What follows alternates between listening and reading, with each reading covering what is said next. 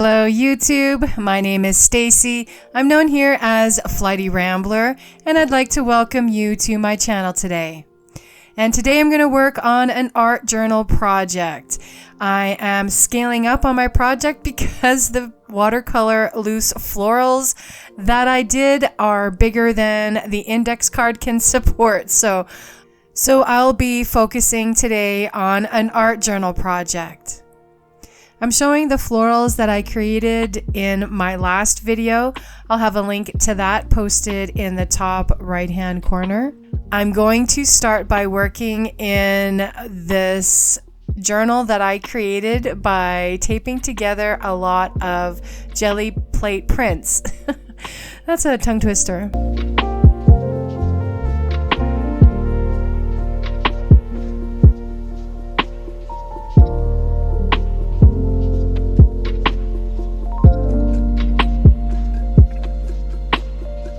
That purple dot on the left side is actually a bingo dauber, and I'm not sure how to work with that ink just yet. So I'm going to tone the background down by adding some swipes of gesso. And while I'm working, I'm saying hello to everyone out there watching. I hope everyone is having a great week, a great day, and that you can find something to be grateful for in your day. It always sets me in a better mood when I find gratitude in small things. It makes the big things not as difficult to take.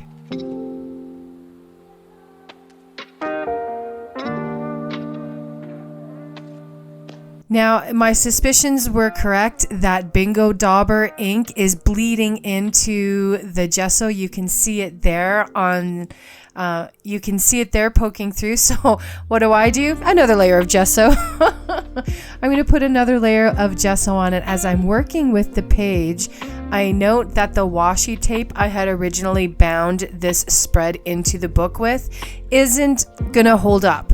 So I'm going to take some masking tape and reinforce the center. And while I'm there, I'm getting a good look at the bingo dauber ink bleed through, and I decide to test it, and sure as heck it has not dried, so I'm just going to wipe it up and away. And I'm afraid that I'm going to eat at the project on the other page, but no, I'm safe. So I'm just going to wipe it away and then dry off, and then I'm going to add matte medium. I feel the matte medium will create that barrier to keep the purple from bleeding through again.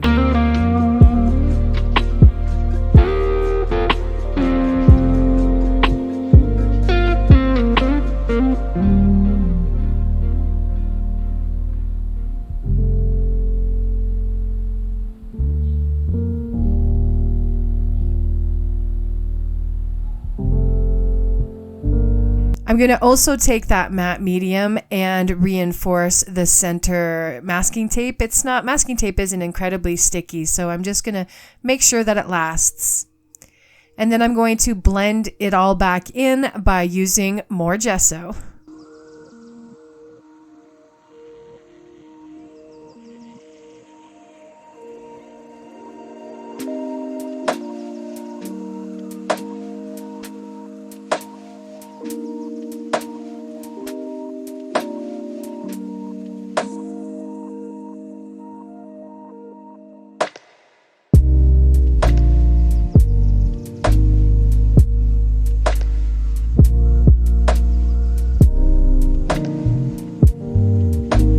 Once everything is dried off, I'm going to take a pencil and do some scribble journaling and basic mark making.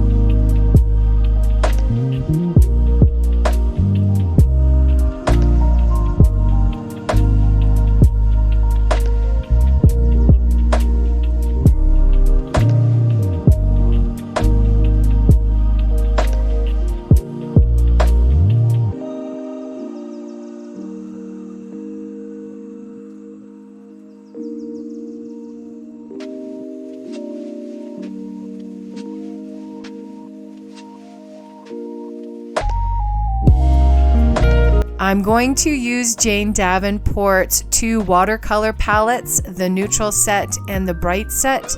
I'm going to paint a rainbow, starting with yellow and then orange, and I'll edit out a lot of the time that I took to dry the layers before adding the next layer of watercolor, and I'll speed it up as well because it was a slow process, but I really did enjoy it.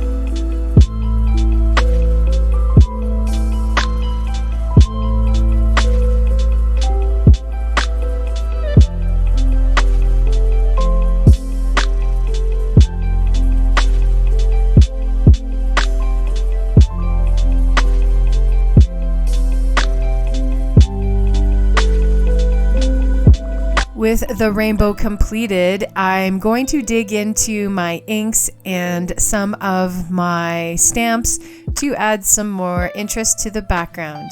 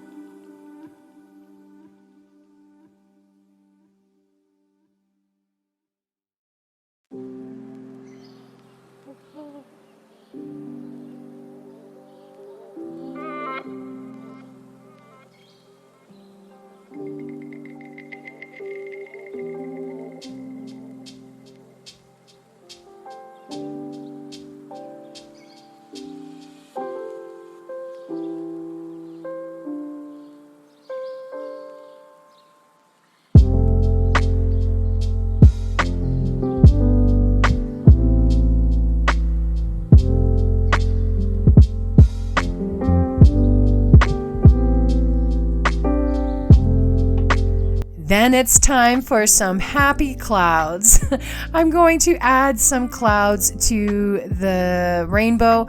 I'll start by adding some white watercolor, and then I'll get out the white acrylic to really emphasize the happiness of these clouds. And of course, that's a Bob Ross reference. I remember spending many hours watching Bob Ross paint.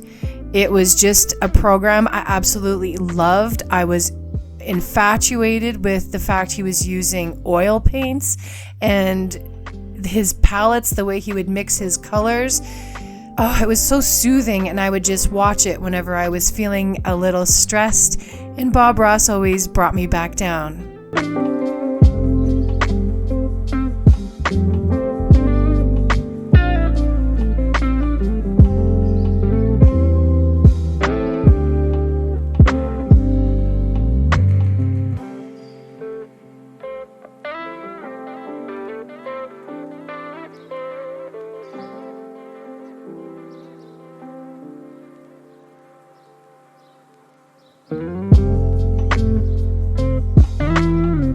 That is a Pitt Artist pen in brown. I'm going to touch up a bit and add some interest to the stamped image on the background.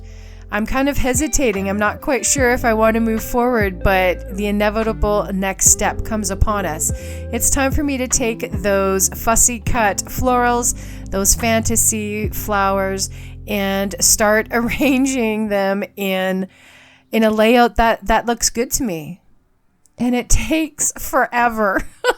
So I edit a lot of that out.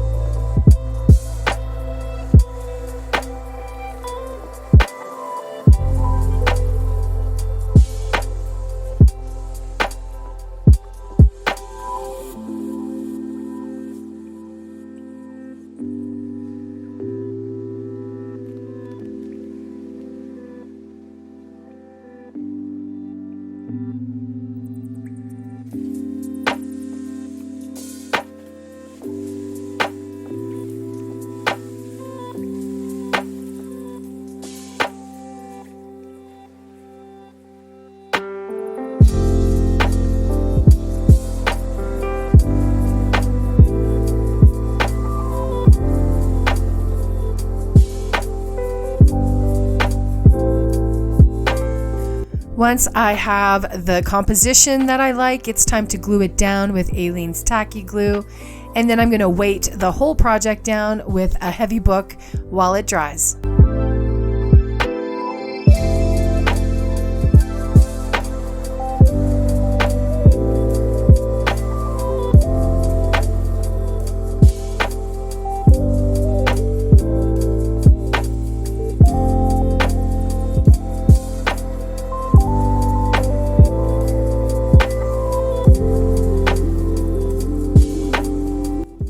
I want some white in the background, so I'm going to use some acrylic paint with that stamp, and I'll paint it on, then I'll have my image.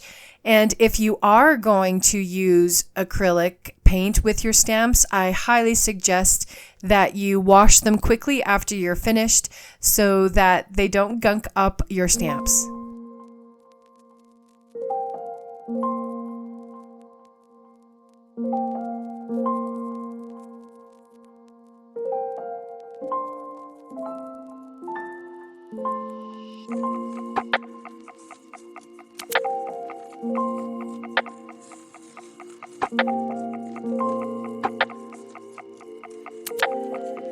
Then it's time for my favorite splats, splats, splats, splats, splats. I'll go ahead and add white splats and then the black splats.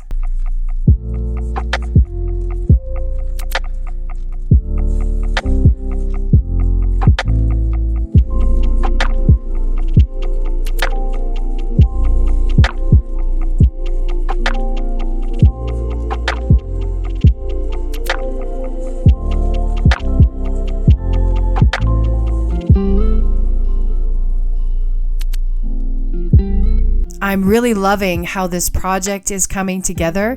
I like the colors and the boldness, and the rainbow just makes me smile, and of course the happy clouds are happy.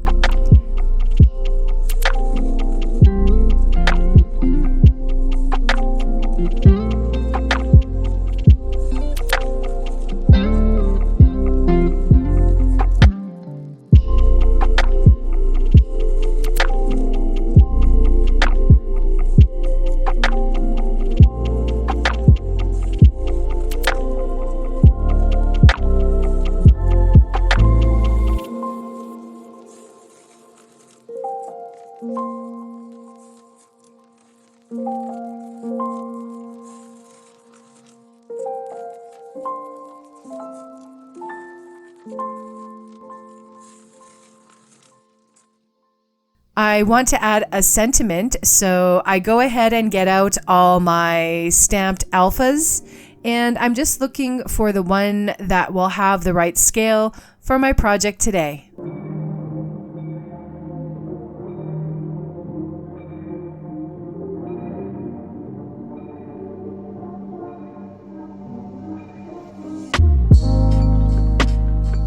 I'm going to use a piece of white cardstock and stamp out my sentiment, and then I will cut it out.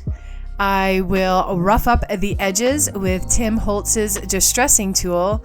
I'm going to make the sentiment pop by using some black ink.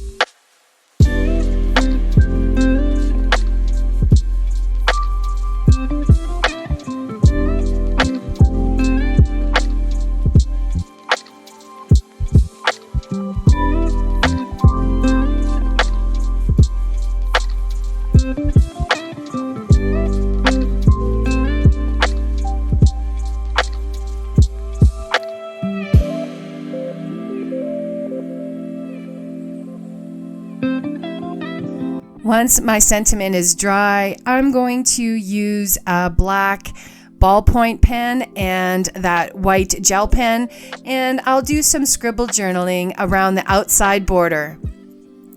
And then I'll continue to use those pens to add some interest by doodling on the background, adding some shading and some highlights.